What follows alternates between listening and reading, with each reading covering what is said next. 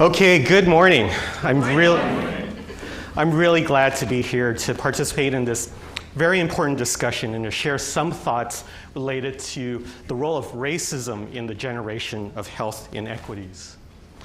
And I'll take as my starting point a definition that many of you are familiar with. Paula Braveman and many others have really focused on the issue of equity being the central point of equity being social justice. And so here we're not merely talking about differences across social groups, but we are talking about differences that are rooted in the words of Healthy People 2020, in historical and contemporary injustices. So in the United States context, when we are talking about injustice and inequities, we have to attend to the central role of race and ethnicity. We just can't get away from that. And when we think about race and ethnicity, certainly it shapes many of our reports, it shapes many of our policies, it shapes a lot of our day-to-day interactions. And you can get statistics from a variety of agencies, including the Census Bureau, on a variety of health indicators and population indicators and things like this. But as we look at these documents, they are not perfectly neutral. And in fact, some of them carry with them some implications related to our understandings of what we believe is true or important about social groups. So even if we take a look at this screenshot from the Census Bureau, we ask ourselves which groups are missing when we consider race. And here, of course, we're leaving out ethnicity in terms of how the Census Bureau defines it. But let me ask you a quick question here. How are these groups sorted? Are they listed alphabetically? No. Are they listed by population size? No. Are they listed by who was on this land first? No. So I think implied in this very simple ranking are some implicit notions of which groups we think are most deserving of conversation.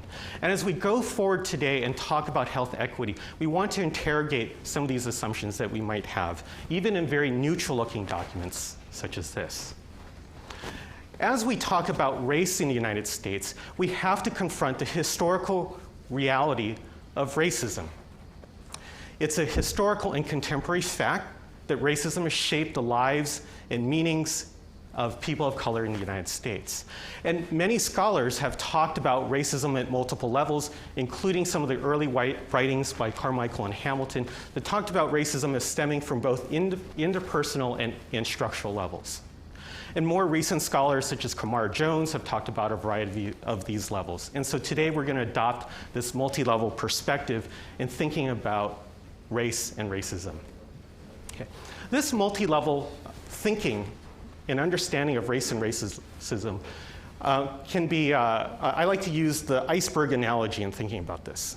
So when I talk to my friends and family members about what racism is, they mostly think about things like hate crimes and racial slurs. And these are definitely critically important, but they constitute the tip of the iceberg. And beneath the surface are aspects of racism that are more difficult to observe, but may be more difficult to change the course. So beneath the surface sits a larger body of structural racism that if we only attend to the tip of the iceberg, we're missing a big chunk of the picture that may be more difficult to change, but may be more impactful in terms of reversing the trajectory of health inequities.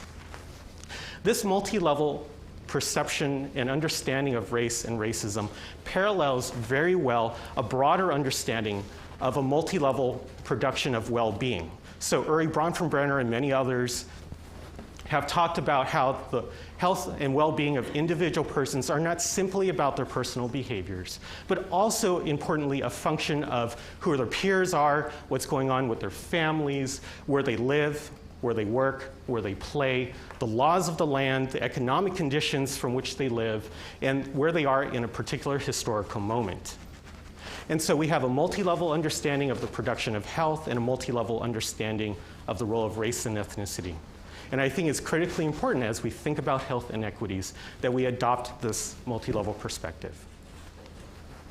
So if we talked about everyday experiences of discrimination, right, we talk about appropriation of cultural symbols and practices of various groups. We talk about racial microaggressions and prejudices that we have on a day-to-day basis. And there's been a variety of documents that have really tried to pull this out, including a lot of the important work by David Williams and others. And we can look to see how these everyday experiences of discrimination are associated with health outcomes. So here are some data from the National Latino and Asian American Study. And on the x-axis, we have a variety of health problems like clinical depression, respiratory problems, global markers of self-rated health. The light blue bar represents people who report very little discrimination. As we get darker blue bars, we see greater reports of discrimination.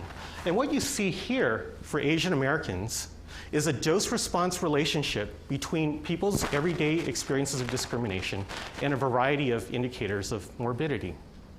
And there's certainly a much broader body of research that this joins. Certainly many meta-analyses have come forth in the recent period that have consistently shown that people's experiences of discrimination are associated with a variety of morbidity outcomes, not only in the United States, but across the world. And certainly, as we talk about discrimination, it's important to recognize the role not only of day-to-day individual experiences, but of the structures that perpetuate such inequality. Certainly today, we may not have de jure segregation of things like water systems, but certainly if we think about what's going on in Flint, Michigan, we might say that those days are not too far beyond us and we still have a long way to go. Now, as we think about segregation, even today, perhaps it's not our drinking fountains, but some people have called for segregation things like parking lots. And as we think about segregation, we can take another step back and look at even a higher level of analysis and consider the role of immigration policy as another deeper, more pernicious form of segregation. You're not only talking about segregation in workplaces or neighborhoods, as we commonly talk about in the literature, but also of literally enacting borders around our country. If we go back to the late 1800s, the United States, we passed our first set of bills that has specifically tried to segregate people from out of this country, right? The Chinese Exclusion Acts of the late 1800s. Remember, those were laws that were passed by Congress, signed by the president, and upheld by the Supreme Court. Okay?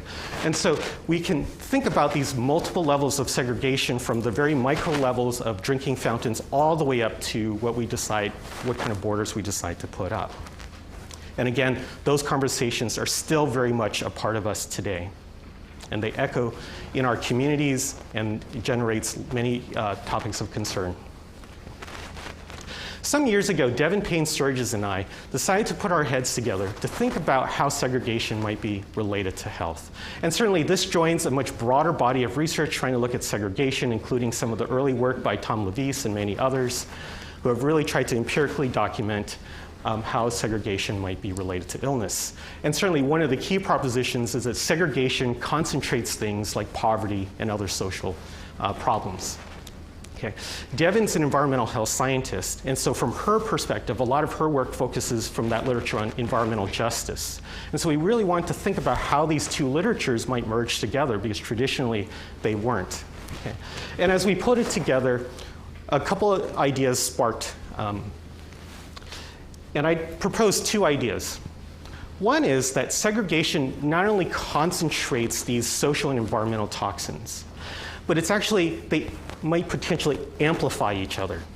So it's not that they just independently affect our health. So it's not just, say, the independent effects of lead or the independent effects of concentrated poverty, but it's the combination of them that make both of them more toxic.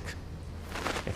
And it's that synergy between these exposures that may lead to amplification or the widening of health inequities. Okay.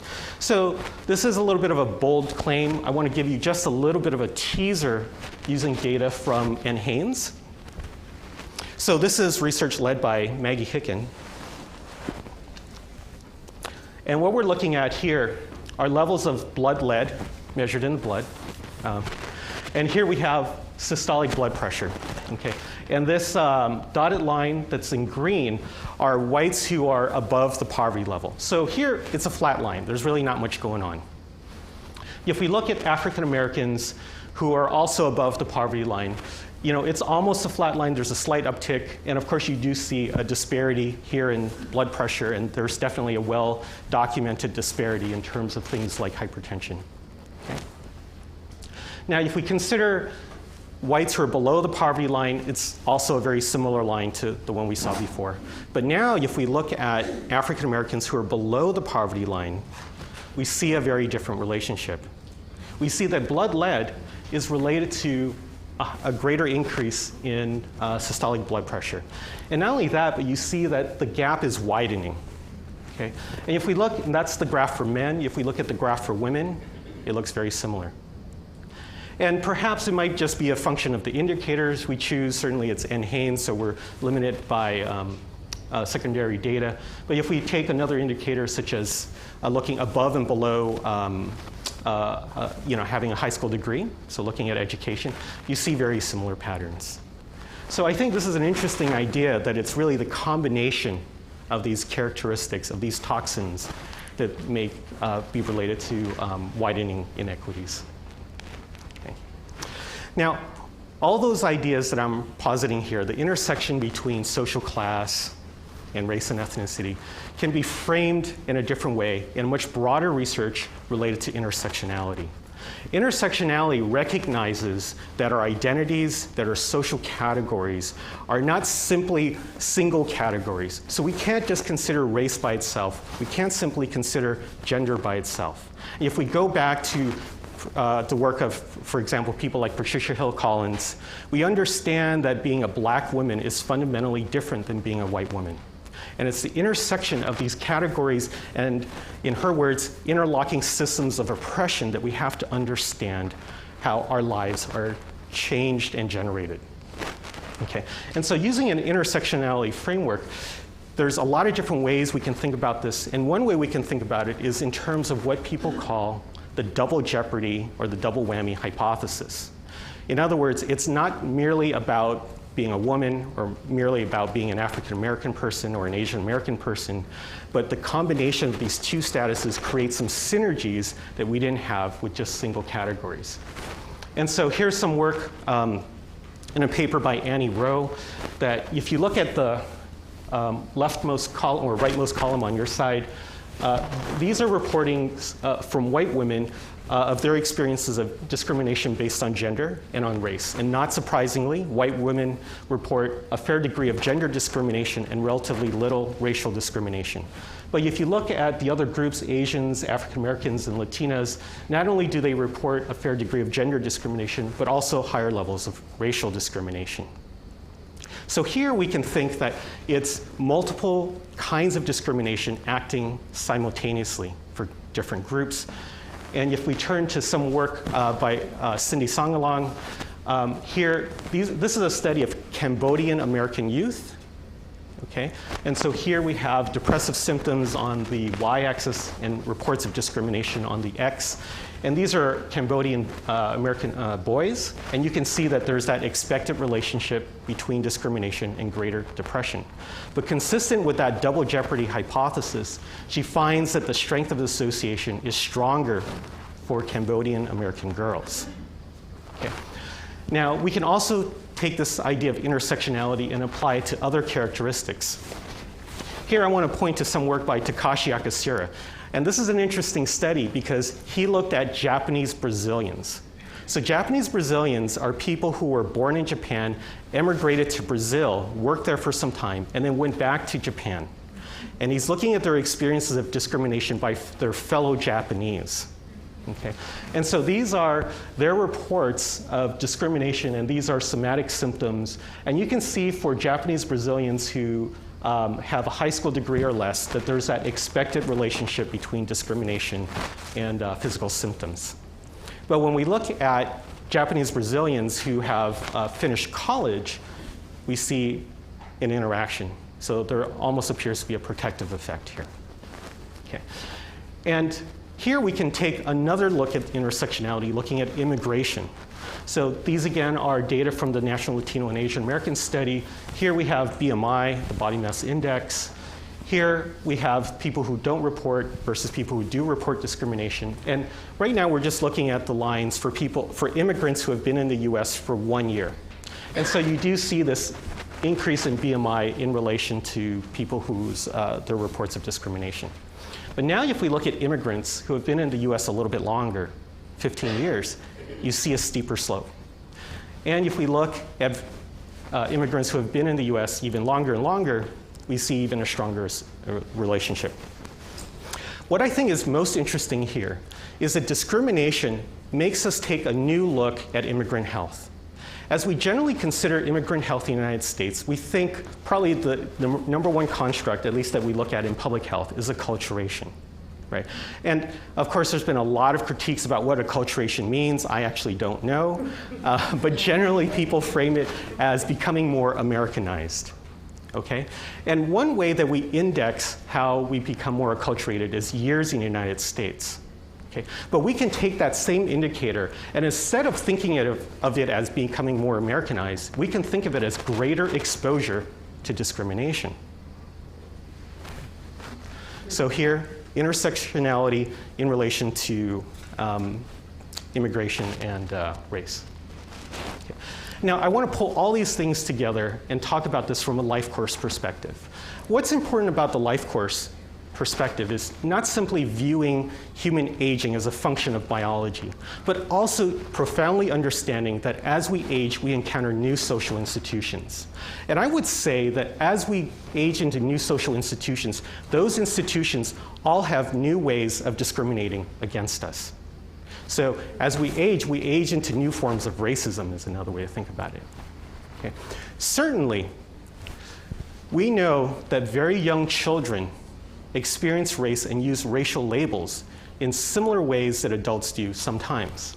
So here's some qualitative work from Van Ostdale and Fagan, where they looked at children playing on playgrounds and things like that. And here's a quote from one of their participants. Renee, who's 4, says to Ling Mai, who's 3, no, you can't pull this wagon. Only white Americans can pull this wagon. Or take another quote. Brittany, who's 3, says to Talisha, who's 3, you're the same color as rabbit poop. See, your skin is shitty. You have to leave. So very young children are enacting some of the same things that we see in adults. And so to think about this, one way we can pull this together is to think about race and racism across the life course. And a couple of years ago, we created this conceptual model just to see how we could diagram how this might look. So this is what you might consider a general life course trajectory. So certainly, children are born, they grow up, and their lives are primarily centered around their families. But as they grow older, they move into the education system, and hopefully they go to work, and then people retire and things of that nature. Okay. Now that little blue bar I have in there represents times in our lives that we don't want to be in, such as being sick, being unemployed, being thrown in jail. And so you would think that for the majority of us, that blue bar is relatively small in relation to the rest of these other places we would be in our lives. But what would this look like in the context of a life interrupted by racism? It might look something like this, such as the share of the blue bar is greatly expanded. And also, as we look here, if this is the end of life, this also represents this gap in overall life expectancy.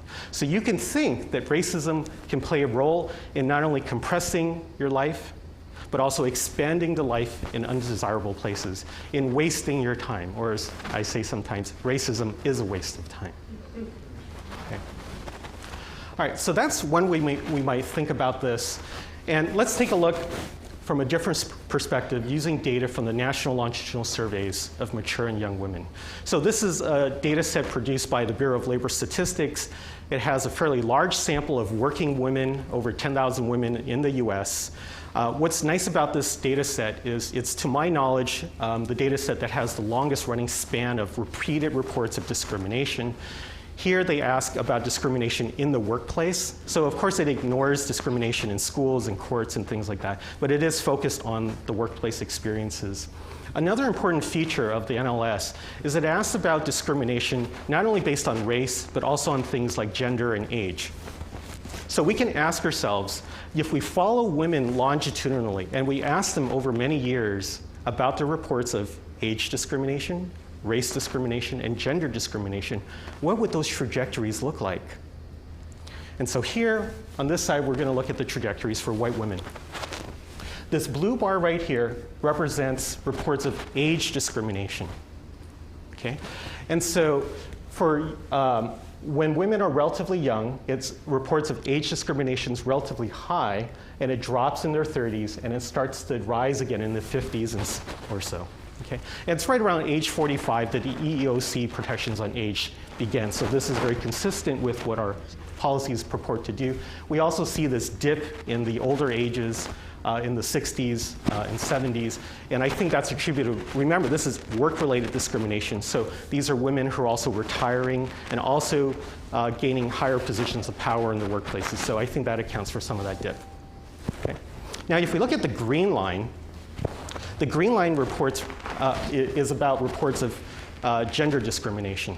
And so you can see that the shape of that curve is qualitatively different. It's almost the opposite pattern. And so what this suggests to me is that the nature of discrimination changes as we march through our life course. And we need to attend to these changes in the kinds of discrimination that people encounter as we conduct our research on health equities.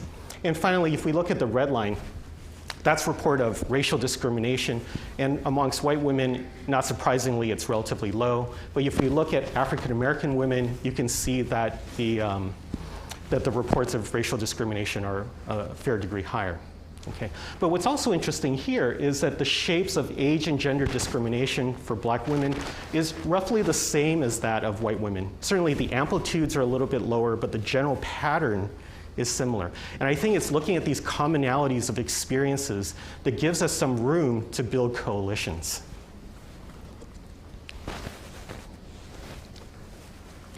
Now, the recent events and many of the events highlighted by Black Lives Matter and many other things like that, and the tragic death of Tamir Rice and many other people have made me rethink what this framework might look like. So certainly this is what we published some years ago, but I think in the context of all these needless deaths of very young people, our framework might look something like this. Okay.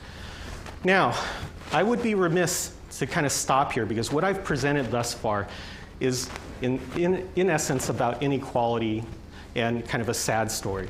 But we need to recognize the resistance and resiliency that we have in our communities, and in not only at the personal level, but also with regards to our organizations. So there are certainly individuals who stand up for themselves and for their communities. There are coalitions and marches and things that we've done to agitate to improve our working conditions and our well-being. And there are organizations that have come up to protect our communities. So let me turn to a little bit of research by Almond and Che that has some very interesting findings. Okay? So certainly as we think about all these acts of resistance, you can think of them culminating in acts such as the Civil Rights Act of the 60s, right? And so what we have here, if we look at this, is we have historical time on the x-axis, and on the y-axis we have the post-neonatal infant mortality rate. Okay? So this cluster of lines on the bottom with the red line represents the post-neonatal mortality rates for whites. Okay? And you can see the lines are pretty clustered together, and there's a downward trend. And of course, that downward trend mirrors more global improvements in morbidity in the population. Okay? But now consider this line here, the green line. That's the green line for non-whites in Illinois. And so for all intents and purposes, non-whites here means African Americans. Okay? You can see that there isn't that downward trend, and if anything, there's a little bit of an upward tick. And you see, of course, this inequity in these mortality rates by group. But after 1965, that line slopes downward. Okay. And if we take another example, such as Mississippi, it's even a more dramatic inequity, and also a more dramatic decline in relation to the civil rights implementation. Okay. So what this suggests is that social policies that are designed to improve things such as voting rights also have important spillover effects in reducing things like infant mortality. Let me turn to some qualitative data now. So we did some focus groups in various places across the nation. And here's a quote from one of our respondents. "I was in a car accident and I needed prescriptions filled. I dropped over to the city welfare office and this woman treated me like I was scamming something from her. And I'm also on depression medication, and I said, well, look, forget about the painkillers if this is how you're going to be. Just give me my depression medication. Yeah, it would be great to have it because I'm in pain. That's why it was prescribed to me. But if you're going to make a big ordeal about it, then see it."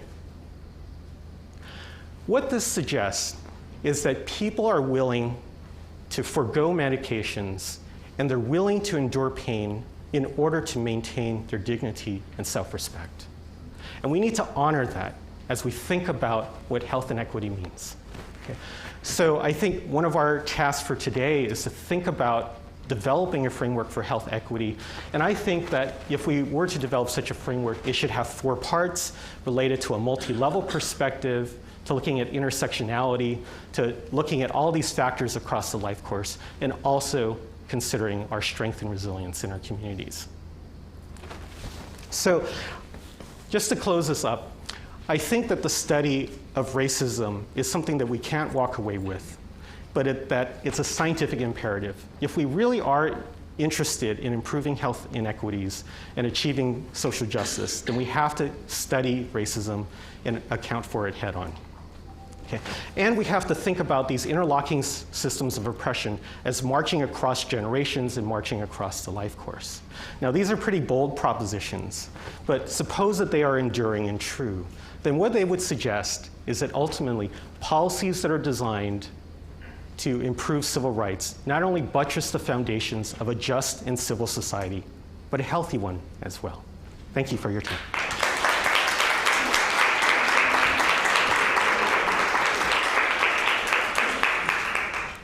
So we're going to take a few minutes of questions.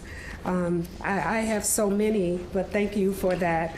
I just want to just ask you to just talk a little bit about this notion of resilience and the degree to which is a good thing, I think, but the degree to which it may mask or interfere sometimes with opportunities to see where discrimination may be taking place in society. Yeah. So, I think resilience is a tough concept because what I've seen in the literature is sometimes there's a little bit of circularity, right? So, people are not as healthy or they're healthier than you would expect, and so then you attribute that to resilience. But to my knowledge, and I'd welcome those of you that have been working in this area, to me, I haven't found really sturdy markers of how we can study resilience. Sometimes, we can talk about it after the fact, but how do we conceptualize resilience in the first place, beyond just kind of observing it? So I think one way we can do it, of course, is to look after the fact and find that groups are healthier than they would be given a certain level of exposure. Okay. Another thing I think that's important to consider about resilience is sometimes it's used to deflect attention away from studying racism. And so I want to make sure that as we think about resilience, we do that, but we also don't use that as an excuse to jump away from studying race and racism. Same thing for social class. A lot of times, and you look at the historic arguments back from the 90s, right? So people were saying, is it race, is it class? It's not either or, they have to work in combination. Okay, so did that answer your question? Okay. So the floor is open. Please use the microphone. Hi, thank you so much for your presentation. My name is Michelle, and I run the Healthy Communities program for General Electric, but I've done a lot of work in the social justice arena for a long time. I've read a lot of research about sort of historical insults. So you may be born, you may be 25 years old, but your family has lived in poverty or war-torn communities or as refugees for hundreds of years, and that there's impacts to long-term outcomes as a result of those historical insults. And I'm just wondering, how do you kind of build that fourth dimension in this kind of conversation? Because it's not just what's happening from the moment you arrive in your community or on Earth, but also everything that your culture, your community, your people has dealt with for all time, from what I understand. Absolutely. So there's a couple ways to look at that. One is there's this literature on historical trauma, which is, I think, some of what you're getting at. And that's a really important literature. You know, a lot of it's been developed by indigenous communities. Many American Indian scholars have been talking a lot about the role of historical trauma. And it's the idea that trauma, like genocide of one nation, has ripple effects across multiple generations. So some of my friends have talked about in their way of viewing the world that there are 7 generations of influence after that one initial effect. Other research has done this looking at, say, the internment of Japanese Americans or the effects of Holocausts on not only the survivors, but also their children and several generations to follow. So I think that's one way that we really need to recognize this intergenerational transfer of the effects of discrimination, right? I think another way to think about it, as you were talking, is really, when we think about other immigrant communities, right, those countries don't get along, right? So when we talk about Asian Americans in the United States, or when we talk about Latinos or even black immigrants, they're a heterogeneous group. And so these are people coming from countries where they were at war with one another. They were committing genocide against each other as well. But once they come to the US, we just kind of aggregate them as a matter of convenience. But we, I think, haven't really grappled very seriously with thinking about all of this historical stuff happening across countries very well. So.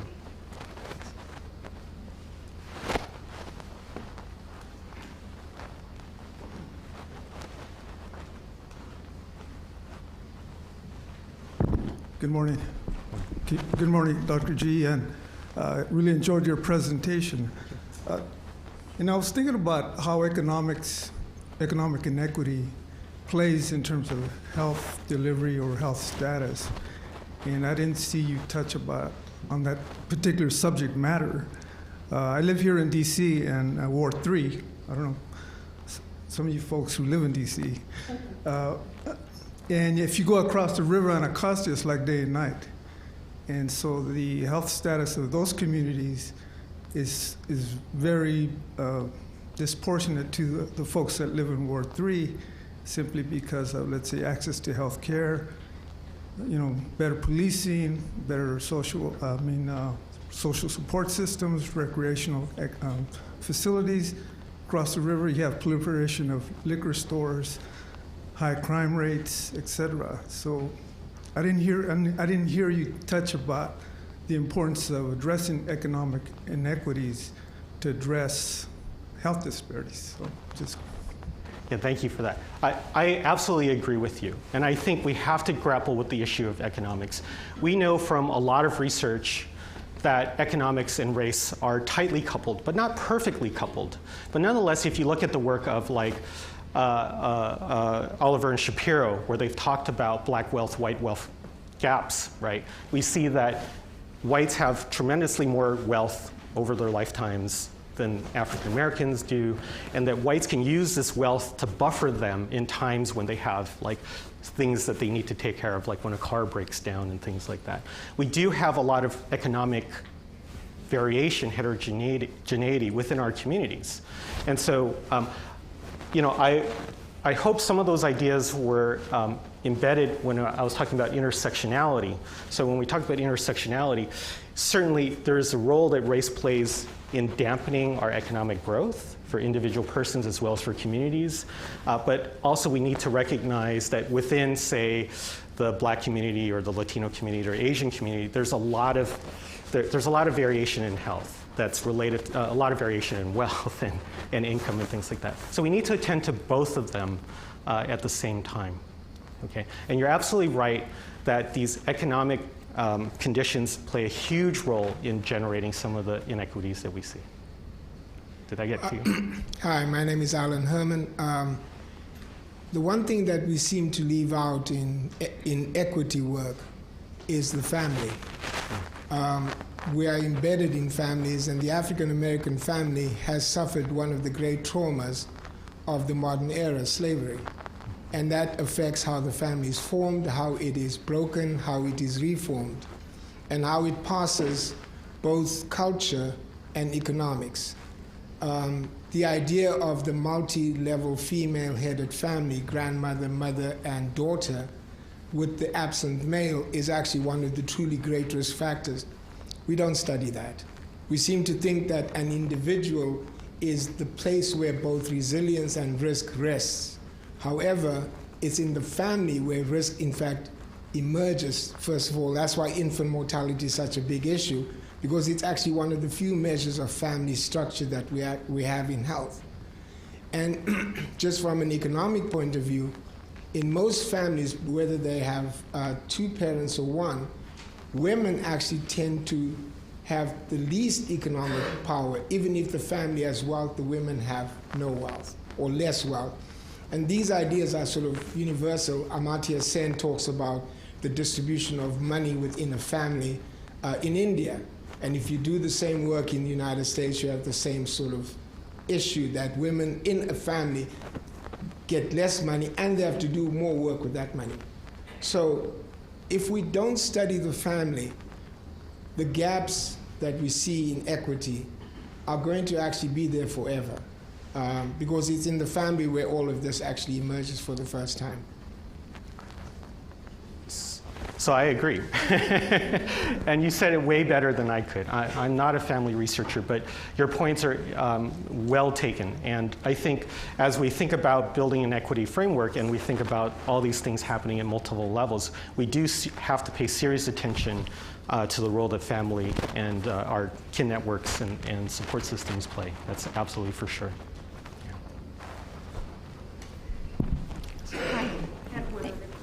Okay. I think there was a question up there. Sorry. Thank you again for a great talk. I was wondering how you think about expectations with respect to policy, and specifically if we come back to this infant mortality issue. I was struck by the fact that while the curves came closer together, they didn't cross. And so I guess my question is whether you think that's the difference between equality, that perhaps policy can achieve equality, but it hasn't achieved equity in terms of the actual outcome, or how you think about that and how much policy can change things, because I guess I was also struck by some of the examples that you gave, I think would be fit in that sort of tip of the iceberg rather than the more covert and subtle discrimination that's so pervasive. So, did you have more? Or? No, that's it. Okay, so I think this is why we want to look at things at multiple levels. So I think let me see if I can go backwards. Yeah, so you're right in saying that, there's a great reduction here, but of course it doesn't converge, right?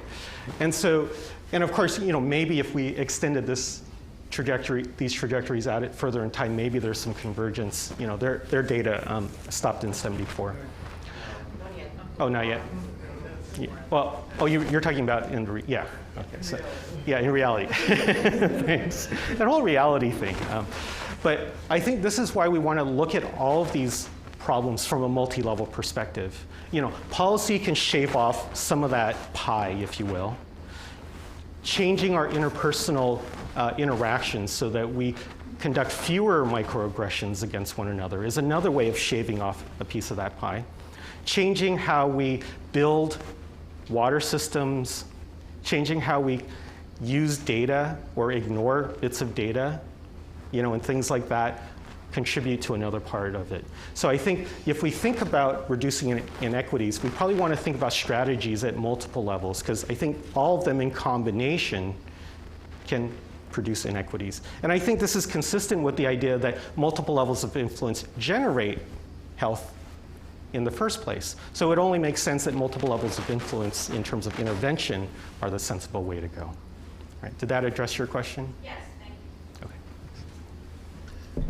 Hi, Jeff Levy. I'm a member of the Roundtable. This was a phenomenal talk, but on this slide, I'm struck that you have 1965 rather than 1964.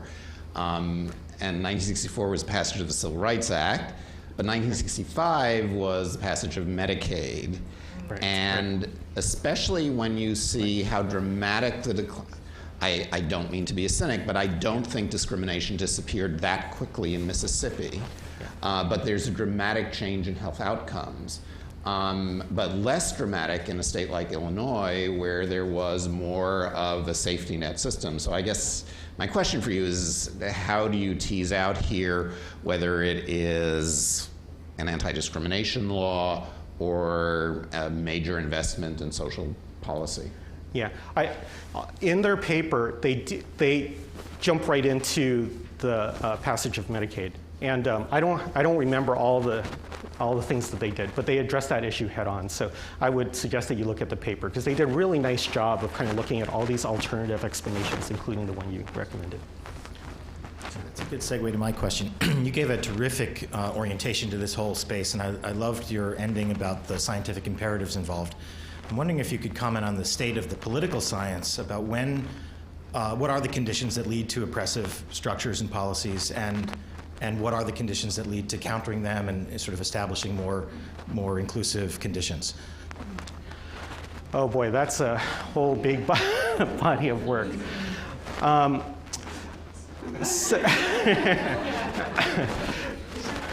So in terms of the generation of discrimination and things like that, I have to confess I'm less expert in that area. So those of you who have done a lot of work, and I know there's a large body of work developed in psychology and in sociology and in other fields on the generation of such inequalities.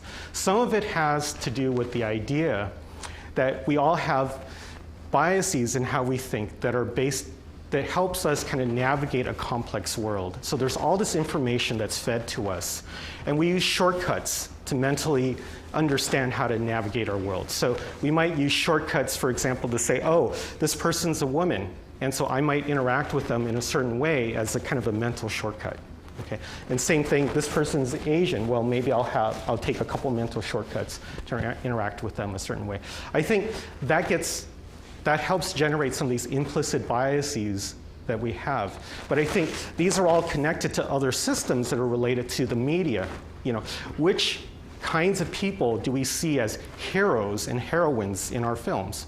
Which people end up being nominated for things like Oscars, right? You know, we need to see role models, and I think a lot of times when people don't see themselves when they don't see role models, then they don't have aspirations. So now you have these vicious cycles, right? So some of the people who have done work in things like business negotiations on, you know, getting salaries and your long-term income have shown that people who have high aspirations for high incomes generally end up with greater incomes. And this aspiration effect goes above and beyond things like their base credentialing and all that kind of thing. And I think this goes back to seeing role models. You know, when people of color see role models, when they see other Asian male professors, or when they don't see other Asian male professors, that was my case, you know, in going through grad school, then it makes you less apt to aspire to those conditions. And I think those things have feedback loops back to our communities and to our youth. So I think those are some of the things that kind of generate some of these micro-level differences in how we treat each other. But just as importantly, suppose we eradicate all of that. Suppose that somehow we had a magic ray gun that could eliminate prejudice from our brains.